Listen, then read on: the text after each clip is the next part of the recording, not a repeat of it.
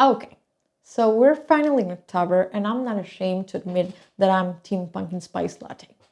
This is my favorite time of the year, and I was thinking about making a video or videos related to the spooky vibes. Sadly, the video is about a true story. I believe in most paranormal stuff, but someone in the following story took it to the extreme. Anyway, I won't keep going on and I will just jump straight into the pool. And by pool, I mean the story. This story begins with James V of Scotland, who later became James I of England. He got a promotion, I guess. His mom is the famous Mary, Queen of Scots. Just for you to get who James I is, he's the guy who survived the gunpowder plot, Dutch guy, explosives, who is inspiration for B for Vendetta. An interesting tidbit about my buddy James over here is that he ascended to the throne when he was just 1 year old. Wasn't that the plot for Boss Baby? Y'all imagine Boss Baby plots heavily based on James. In 1589, James was like, okay, I'm 23 years old, which is like super old by 1589 standards. So James arranged a political marriage with Anne of Denmark, the daughter of King Frederick II. This story is about James's obsession with witchcraft, which led everything downhill. He was really interested in Protestant theology, which honestly I'm going to judge because a ton of people literally died because of him. He couldn't have found a hobby like collecting dolls or something. By early 1590s, he had convinced himself that the Scottish witches were out to get him. It's like getting scared of a ghost story you just made up by the campfire. That's literally the same energy. I'll give you the full context. Everything starts with the Trier witch trials in Germany. And you may say, if the witches are in Scotland, why are we talking about Germany? Trust the process. Anyways, the Trier witch trials, it goes like this. The trials began primarily due to a brew of accusations, like always paranoia, also, like always, religious fervor. A recipe for disaster. It all kicked off when people in the community started calling each other witches, fueled by their beefs and conflicts. The Catholic Church, totally convinced the witches were real, jumped onto the wagon and backed these accusations, just like throwing more fuel on the fire. Always a church, what can I say? And I just can imagine the church saying like, what? Witches? Do you have any proof? Nah, just kidding. I don't really need any proof. Like, your word, it'll do. With the local authorities itching to repress everyone during the whole Protestant Reformation drama, the witch hunts really took off. They ended up prosecuting over 300 folks accused of witchcraft. Like, talk about the worst possible outcome ever, literally.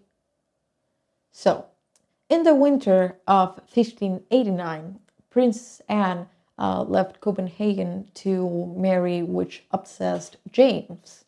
But guess what? A major storm almost sunk her ship. She and the ship ended up making an emergency stop in Oslo, Norway.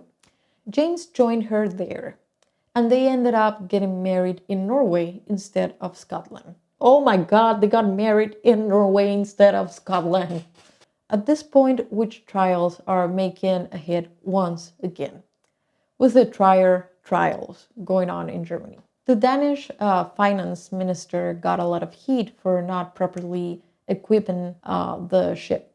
So he passed the hot potato to the admiral in charge of taking Anne to Norway instead of Edinburgh. Edinburgh, who was quick to blame a witch from Copenhagen. Instead of saying like, well, the weather sucked or my skills sucked. He then proceeded to basically be like, witches, man.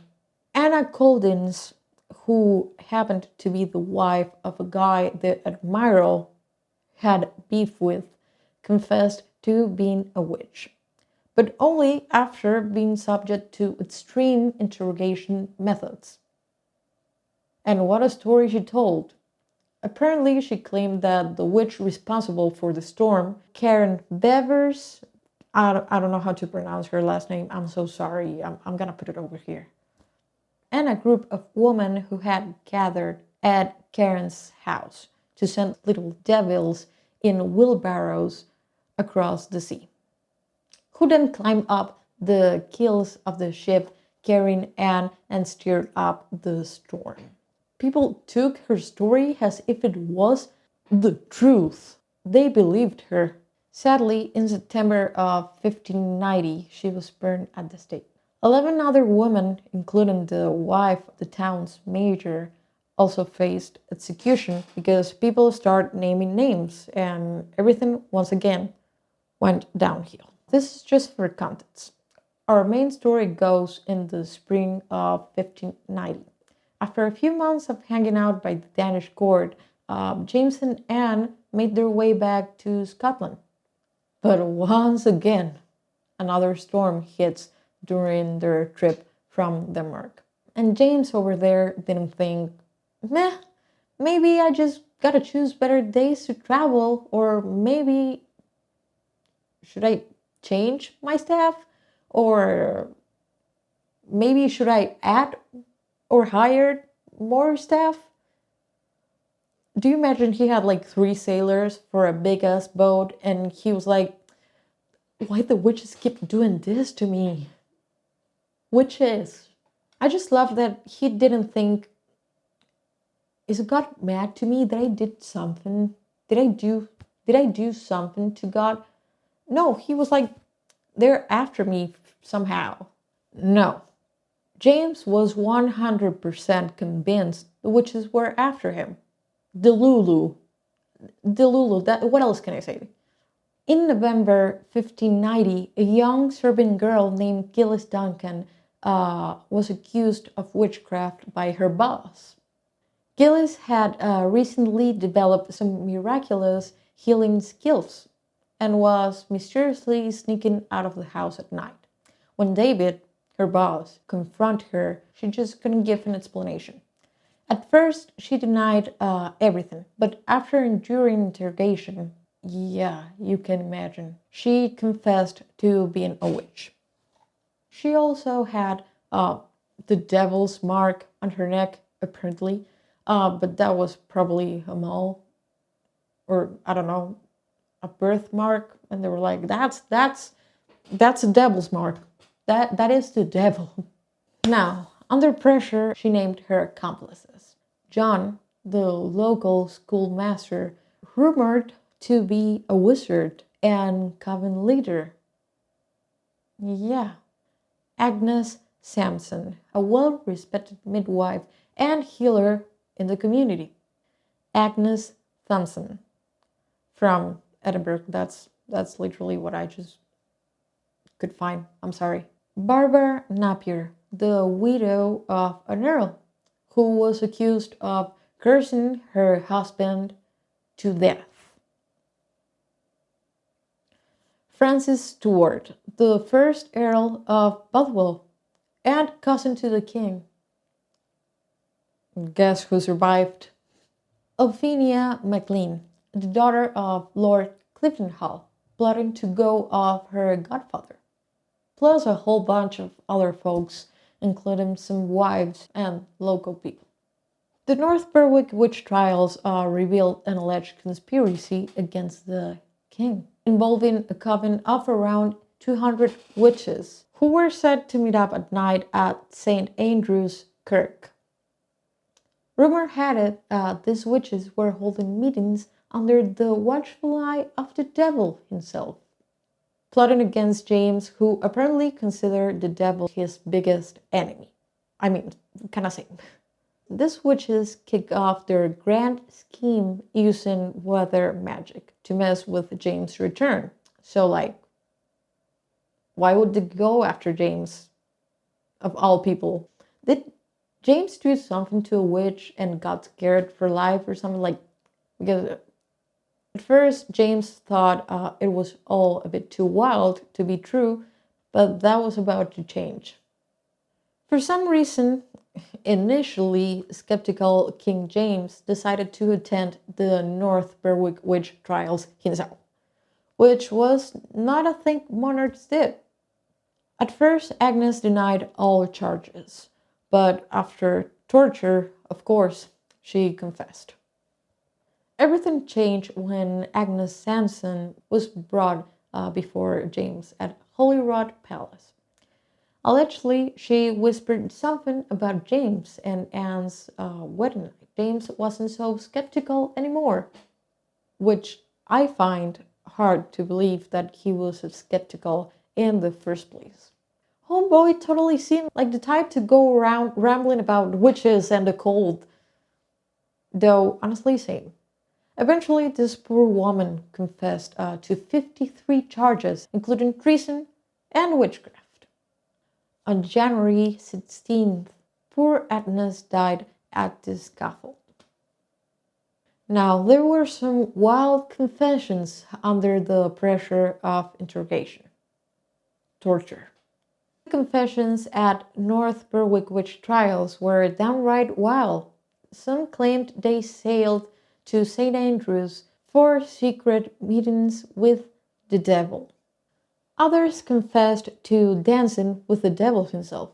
Around 70 folks were accused during the North Berwick witch trials, which many executed and some likely died during torture. This was just the beginning of Scotland witch hunts, with thousands more accused in the following years. King James, forever obsessed with witches, penned pamphlets and essays promoting the notion of witchcraft and encouraging its prosecution, cementing his belief that women were particularly susceptible to the devil's tricks. He wrote the demonology book about witchcraft, demons, and the supernatural. It argued that witches made pacts with the devil and posed a real threat, giving guidelines for identifying and punishing them. James also talked about magic, necromancy, and spirits, aiming to convince people of the dangers of witchcraft. A guy obsessively writing about witches, demons, and spooky rituals sounds like a wizard to me if we were in the medieval world. But who am I to say anything? As boy James and I would have probably be on the same boat. Or stay. Also, I just love that Shakespeare was clearly aware of King James' witch obsession, as he drew inspiration from the North Berwick witch trials for his play Macbeth, showing how these witchy tales made their mark on popular culture back then. In March 2022, Nicola Sturgeon, the first Prime Minister of Scotland, apologized for the prosecution of alleged witches during the 16th, 17th, and 18th centuries. The Scottish government had not apologized previously. And well, that's everything for today.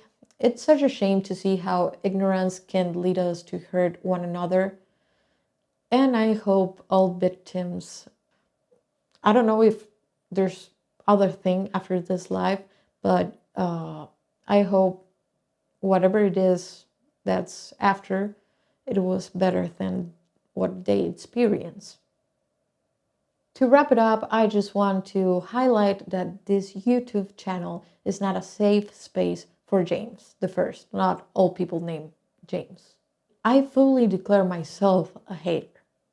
He took an interest to the worst possible level. And a big part of this tragedy is basically his fault. Anyways, I hope you found this story as fascinating as I did. I'll see you in the next video. I think it's also gonna be like spooky vibes, but I don't know. I'll go with the flow. And well, bye.